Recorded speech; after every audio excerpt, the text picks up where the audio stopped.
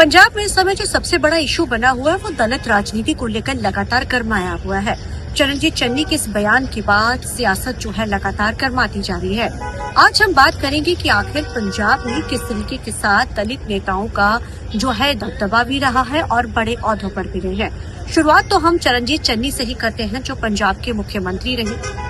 हालांकि बेशक वो 92 दिनों के मुख्यमंत्री थे, लेकिन जिस तरीके के साथ चरणजीत चन्नी को पंजाब में एक बड़ा चेहरे के रूप में कांग्रेस ने जगह दी, अब जैसे ही जब चरणजीत चन्नी इस तरीके का बयान देते हैं और अब वर्करों से जब वो बोलते हैं तो सवाल कई खड़े होने शुरू हो जाते हैं। अब इसको लेकर एक जो है कांग्रेस के ही बड़े नेता रहे हैं शमशेर ढुल्लो, उन्होंने क्या कहा, सबसे पहले आइए आपको वो सुनाते हैं। मैं कह सकता पंजाब ਦੇ ਵਿੱਚੋਂ ਤੁਸੀਂ ਦੇਖੋਗੇ यानी ਜੈਲ ਸਿੰਘ ਰਾਮਗੜ੍ਹੀ ਅਪਰਾਧ ਨਾਲ ਉਹਨੂੰ ਵੀ ਮੌਕਾ ਦਿੱਤਾ, ਸਰਦਾਰ ਦਰਬਾਰਾ ਸਿੰਘ ਵੀ ਬਣੇ, ਸਰਦਾਰ ਪ੍ਰਤਾਪ, ਇੱਥੇ ਗੋਪੀ ਚੰਦ ਭਾਰਗੋ ਹਿੰਦੂ ਚੀਫ ਮਿਨਿਸਟਰ ਵੀ ਰਿਹਾ, ਭੀਮ ਸੈਨ ਸੱਚਰ ਉਹ ਵੀ ਚੀਫ ਮਿਨਿਸਟਰ ਰਿਹਾ ਪੰਜਾਬ 'ਚ, ਕਾਮਰੇਡ ਰਾਮ ਕਿਸ਼ਨ ਉਹ ਵੀ ਚੀਫ ਮਿਨਿਸਟਰ ਰਿਹਾ। ਕਿਹੜੀਆਂ ਗੱਲਾਂ ਕਰਦੇ ਨੇ ਜਾਤ ਪਾਤ ਦੀਆਂ? ਇਸ ਸਾਰਿਆਂ ਦਾ ਹੱਕ ਬਣਦਾ ਹੈ। ਔਰ ਇਹ ਵੀ ਮੈਂ ਕਹਿ ਸਕਦਾ ਪੋਲੀਟੀਕਲੀ ਕਿਸੇ ਇੱਕ ਜਾਤ ਦੀ ਗੱਲ ਕਰਕੇ ਤੁਸੀਂ ਸਰਕਾਰ ਨਹੀਂ ਬਣਾ ਸਕਦੇ, ਚਾਹੇ ਕੋਈ ਪਾਰਟੀ ਹੈ। ਅਕਾਲੀ ਪਾਰਟੀ ਆਮ ਤੌਰ ਤੇ ਕਿਹਾ ਜਾਂਦਾ ਵੀ ਜੱਟਾਂ ਦੀ ਪਾਰਟੀ ਹੈ, ਸਿੱਖਾਂ ਦੀ ਵੀ ਨਹੀਂ ਕਿਹਾ ਜਾਂਦਾ ਵੀ ਜੱਟ ਡੋਮੀਨੇਟ ਕਰਦੇ, ਪਰ ਅਕਾਲੀ ਦਲ ਵੀ ਉਦੋਂ ਆਉਂਦਾ ਜਦੋਂ ਉਹਨੂੰ ਸਾਰੇ ਵਰਗਾਂ ਦੀ ਵੋਟ ਪੈ ਜਾਂਦੀ ਹੈ, ਤਾਂ ਉਹ ਵੀ ਕਾਂਗਰਸ ਦੀਆਂ ਕਈ ਗਲਤੀਆਂ ਨਾਕਾਮੀਆਂ ਕਰਕੇ।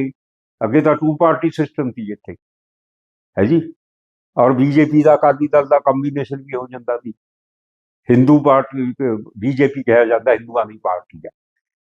ਹਿੰਦੂਆਂ ਦੀ ਗੱਲ ਕਰੀਏ ਜੇ ਇਕੱਲੇ ਹਿੰਦੂ ਵੀ ਇੱਥੇ ਸਰਕਾਰ नहीं बना सकते बीजेपी वाले, भुल जान। तो शमशेर ढुल्लो ने भी बड़ी साफ तौर पे कहा कि किसी भी एक कम्युनिटी को आप टारगेट करके न तो जीत दर्ज कर सकते हैं और न ही आप सत्ता में आ सकते हैं। उन्होंने अकाली दल का भी एग्जाम्पल देते हुए कहा कि किस तरीके के साथ कहने को तो जट सिख पार्टी है, पंथक पार्टी के रूप में जानी जाती है, लेकिन वोट तो उनको हर वर्ग की हर उसकी पड़ती है, तो क्यों इस तरीके की राजनीति की जा रही है। चरणजीत चन्नी के इस बयान के बाद पंजाब में इस चीज को लेकर सियासत इसलिए भी गरमाई हुई क्योंकि दलित सिख और दूसरी तरफ जो है जाट सिखों में जो है जट्टों में यानी कि बड़ी बिरादरी में एक बड़ा समस्या जो है खड़ी हो चुकी है। कहने को तो वोट बैंक सभी का बराबर है, हालांकि कुछ फेरबदल जरूर होता है।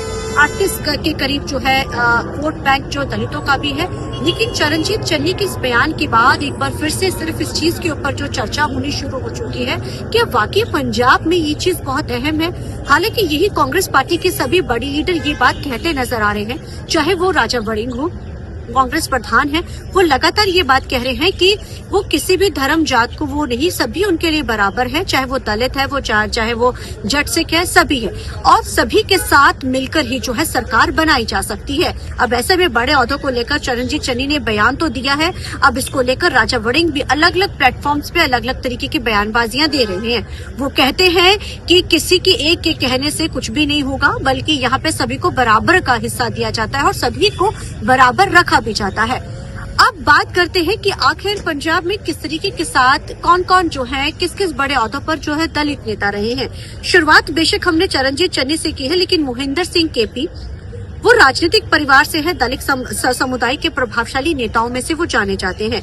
वो जालंधर से लोकसभा के सांसद रहे, 2009 से लेकर 2014 तक वो सांसद रहे, मेंबर ऑफ पार्लियामेंट रहे हैं, और पंजाब सरकार में राज्य मंत्री भी वो रह चुके हैं। उनके पास स्पोर्ट्स, यूथ और जो है एजुकेशन, ट्रांसपोर्ट जैसे बड़े विभाग रहे हैं।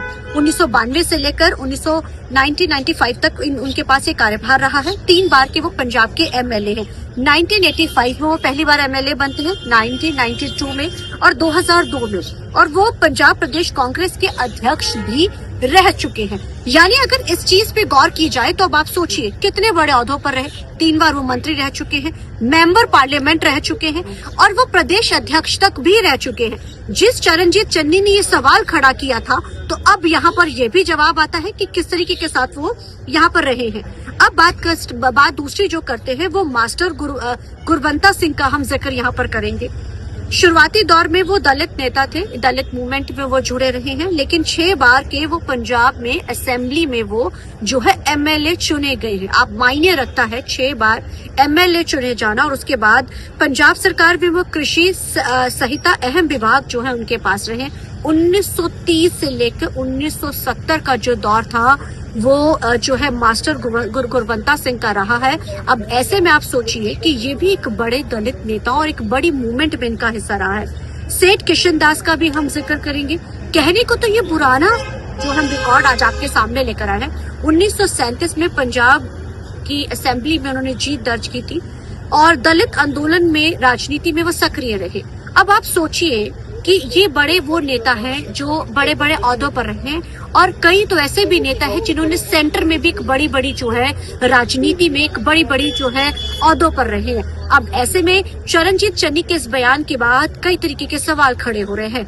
2027 के चुनाव है, कांग्रेस ये चाहती है कि इस मुद्दे को इतने बड़ा ना करके बल्कि इस मुद्दे को अब कहीं ना कहीं लोगों के बीच में जो एक गलत मैसेज गया उसको ठीक किया जाए। अब ऐसे में राजा वड़िंग ने भी कड़े सुर अपनाए हैं। सुखजिंदर सिंह रंधावा का जिक्र किया जाए या फिर बाकी कितने भी बड़े नेताओं को, तो इस बयान को लेकर वो लगातार ये कोशिश कर रहे हैं कि जो एक डेंट कांग्रेस को लगातार पड़ता जा रहा है, इस डेंट को कैसे खत्म किया जाए। हालांकि आज हमने आपको एक डिटेल भी बताई कि किस तरीके के साथ बड़े जो राजनेता है, दलित जो नेता है, किस तरीके के साथ बड़े ओहदों पर भी रहे हैं, वो प्रदेश अध्यक्ष तक भी रहे कांग्रेस में। अब ऐसे सोचने वाली बात यह है कि किस तरीके के साथ ये कहा जा सकता है कि बड़े ओहदों पर जो नहीं रहे थे। अब राजनीति तो लगातार गर्माती जा रही है। अब देखना बड़ा अहम ये होगा कि आने वाले दिनों में इस जो ये एक नई जो बहस पंजाब में शुरू है किस रूप में आगे जो बढ़ती है, कांग्रेस को उसका कितना खामियाजा भुगतना पड़ता है। क्या कांग्रेस लोगों के बीच में ये मैसेज लेकर जा पाएगी कि ये बिल्कुल एक जस्ट निकली हुई बात थी, बल्कि ऐसा कुछ नहीं, कांग्रेस इस चीज को खत्म करने की पूरी कोशिश में जो है लगी हुई है। कैमरामैन जैसे के साथ चंडीगढ़ से TV9 के लिए अमनप्रीत कौर।